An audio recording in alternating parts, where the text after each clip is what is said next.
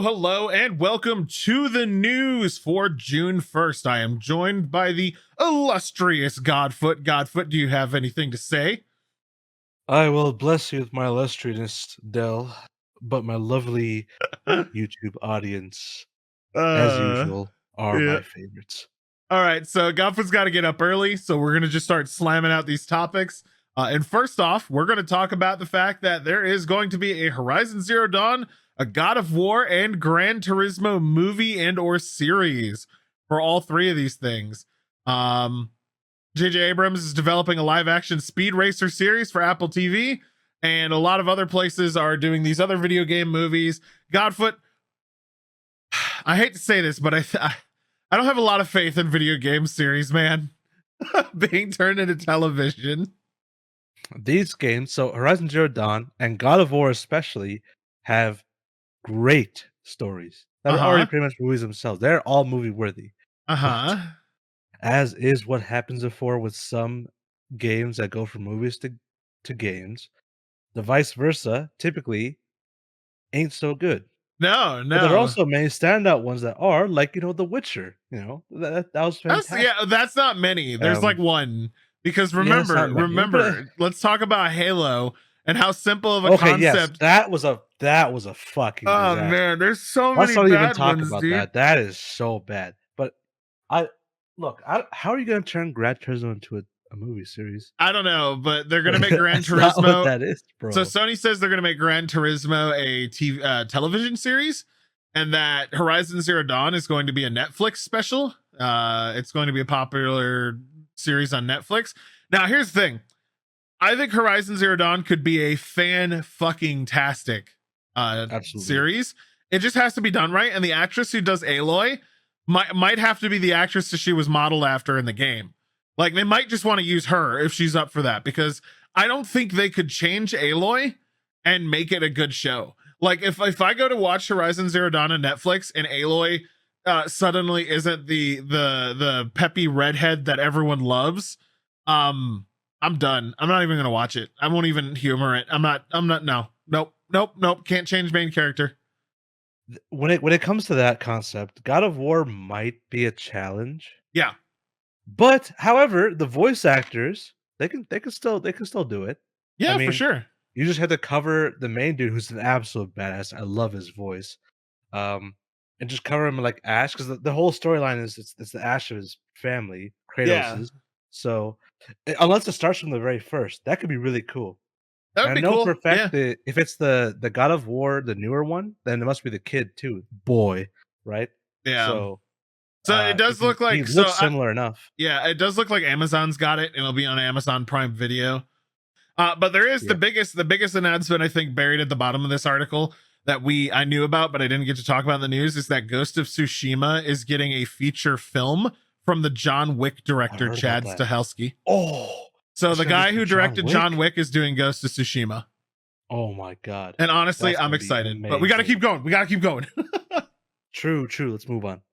All right, very quickly and briefly, State of Play will be next Thursday. So what would be Thursday? Thursday, June 2nd. Yeah, so Thursday, June 2nd. So tomorrow, when this goes up, there will be a State of Play for PlayStation at 3 p.m. Pacific time, 6 p.m. Eastern. We will be doing a video on that, talking about that. So we will do more on that. Not much more to tell you than that. Not really much to comment on. But yeah, State of Play this coming Thursday, well, tomorrow, as soon as this video goes up, and we will do a recap video on that really quickly once that's done.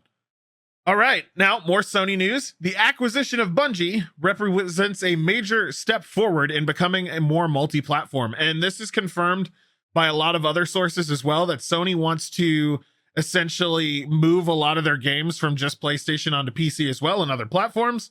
And some of the other studios are making the best stuff in the world, which I agree with. They make a lot of things, but they want it to be more widely accessible. And I think as far as like a corporate marketing strategy goes, it just makes sense for them to compete with Microsoft, who puts everything that they make on Xbox now onto PC. And honestly, I'm all for it, because the State of Play is coming, like we just said, and I could definitely see Bloodborne getting a PC port. What do you think? Yeah, absolutely. There's so many amazing games like Ghost of Tsushima, Judgment and Lost Judgment, and Now let's just be honest. Lost Judgment is kind of a Godfoot amazing game. No, Lost Judgment's a fantastic game. That. No, I don't want to hear your shit. No, that game got rated really well because it's an excellent game. I know Judgment was too slow for you, but it was still a good game. Let's get a podcast going where you talk to Skill Up about his opinion on Lost Judgment. Skill Up? Look, I love Skill Up. All right, he's great, but he has all of his spiel about Lost Judgment. I cannot approve of. You know, I just can't agree with it. I'd love to have a wonderful discussion with him. Yeah, I think that'd be amazing. He's a good guy. Fun I do appreciate him. He's a great guy. Oh, great guy. But like, I think we definitely need to chat about Lost Judgment and your review of it because we have some. You calling him out? You calling Skill Up out right now? I am. Yes. And all right. But yeah, I think it'd be really, really fun to have a nice, constructive discussion about it. Oh, well, you heard it, Scale Up. I don't know if this will get back to you, but Gotham wants to have a serious talk about your Lost Judgment review. But yeah, so multi-platform, perfectly good idea. Honestly, Sony needs to. I don't know how Ghost of Tsushima could possibly look better on PC than it does on the PS5 because I don't know how they did what they did on the PS5, but good Lord, it does look so it is stunning. So good. And honestly, that's just good. No downsides. Good on Sony for wanting to start going multi-platform. There's not much more to say about that. It's all positive. If we get a remake of Bloodborne, given how successful Elden Ring was and how much people are asking for it, I'm hoping for the God tomorrow at the State of Play. If they talk about Bloodborne, PlayStation Plus launches in Asia, and it has less games than people expected. Without all the emulation stuff, but it is less than people expected. And there's 700 games available across the subscription's various plans. A rough figure is what they said, but there's only currently 269 titles, far fewer than the 700 estimate on the current PS Plus in Asia and the Hong Kong region. There is a major caveat here, like this article says, it doesn't have the PS3 games streaming available. But it's still a lot less than people thought there was going to be, and we'll just have to see how it shapes out. I honestly, this is going to have bumps in the road. I mean, when Xbox Game Pass launched initially, it took a little bit for their library to build up to the insanity that it is today. I don't see any problems with this. I genuinely want to see where PlayStation takes it.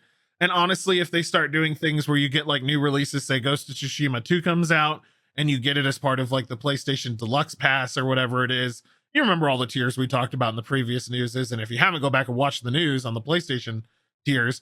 But yeah, it's not surprising. It is weird that it's less than 700 by that much, but hey, it is what it is. What do you think, Godfoot?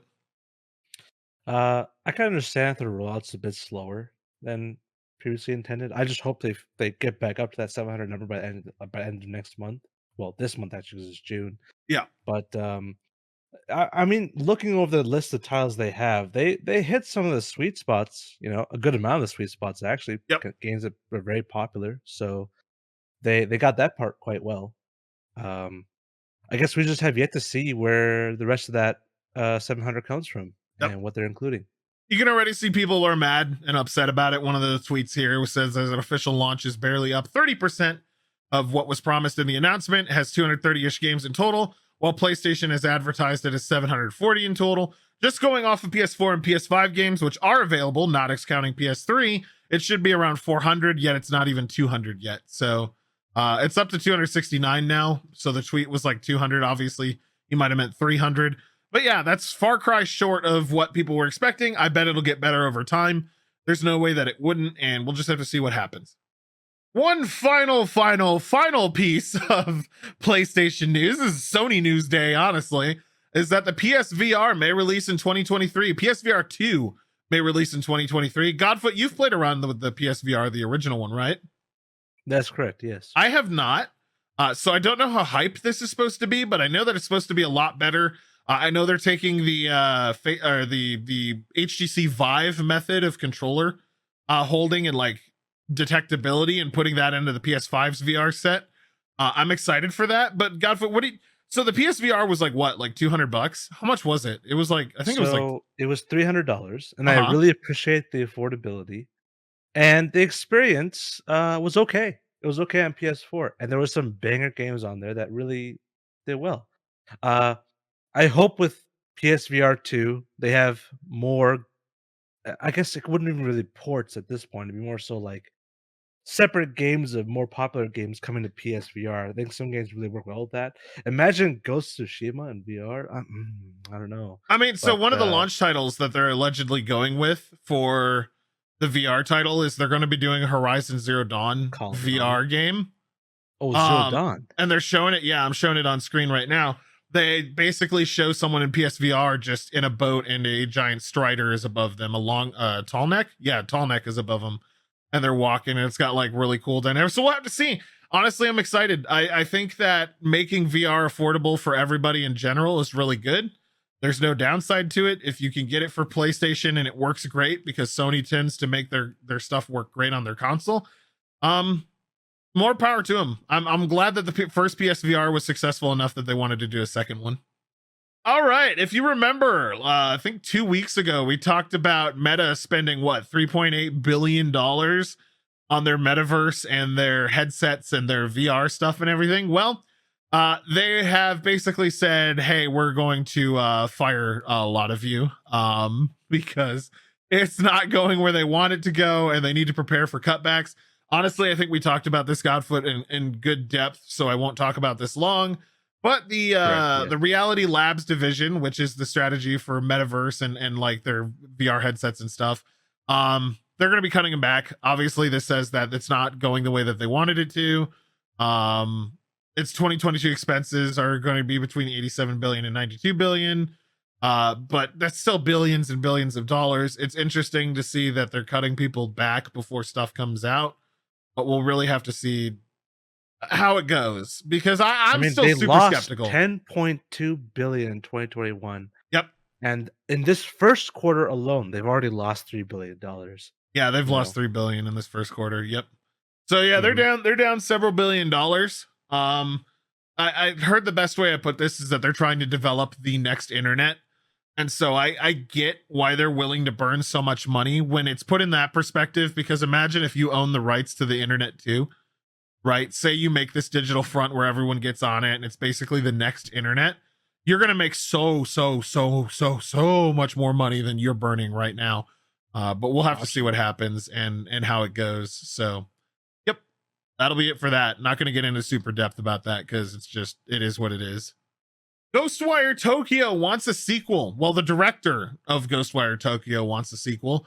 The director's on board. Here's the thing. I liked Ghostwire Tokyo. I thought it was a solid game. I believe I gave it an 8 out of 10 in my review, which had a day one review release, if I remember correctly. But most people didn't. And I understand why. It had a lot of little issues. The story was kind of whatever at the end. But the thing that really got me was just the city itself, the gameplay. Even though it got a little repetitive, it was still a solid game. So it's interesting to see that the developer already says he wants to do a sequel. There's no solid foundation for it, but it is possible that they could do one. And I honestly would like to see a sequel that has way more depth and story elements than the last game. Alpha, what do you think about Ghostwire? I really liked it. For me, because I've been to Japan multiple times and I've actually seen the streets that they're trying to model after, and it's extremely accurate. And it really does give you a different feeling of just seclusion, and it's really, really cool. I rated it a 9 out of 10 because the issues for me personally never really cropped up in terms of any kind of performance or anything. The story, as you said, it was kind of parts of it were kind of cookie cutter, anime story style stuff. But the abilities are interesting. The character dynamic between the two main characters is very interesting. Yep. The Japanese yokais and lore and stuff were actually very accurate to what the original stories were. So that's really, really cool. And I look forward to the next one. I think they got something really nice going on here, and I understand the less than 9, 8 out of 10 reviews for these games. Yeah, I mean, Games Radar, which full disclosure, this is one of their articles. They gave it a 3.5 out of 5, and I saw a lot of echoing in that sense. I know ACG and Scale Up also were like, hey, it's like a good game, but it's not a great game or an amazing game. And I agree. The repetition would definitely wear on people. It felt a lot like, I guess you could say it had the same sort of gameplay loop as like a Dragon, where you're just constantly fighting the same dudes nonstop, and it doesn't matter where you go. Yep. It's the same fight over and over and over and over and over and over and over and over. So I get it. Absolutely. I understand the criticism. The thing is, it relies on the player to attempt to use different techniques and styles, but at the end of the day, there's always going to be one supreme style or one way to play. Yeah, that works the best. Yeah. So everyone's going to use that, obviously, because it's the best way to do it. So I wouldn't you? I fully understand that, and I appreciate that. But I'm still excited for the next Ghostwire Tokyo, and I love the series. I want to see it go on. Yeah, more story stuff too. It does make sense here that they said that obviously it was an exclusive for the PlayStation console and PC. Yes. I believe it was on PC. I played it on PC. It's on PC. Yes, and then Ghostwire Tokyo sequel would probably have some sort of degree of Xbox exclusivity because Microsoft bought Bethesda. So obviously there would be some sort of swap in that, but we'll have to see.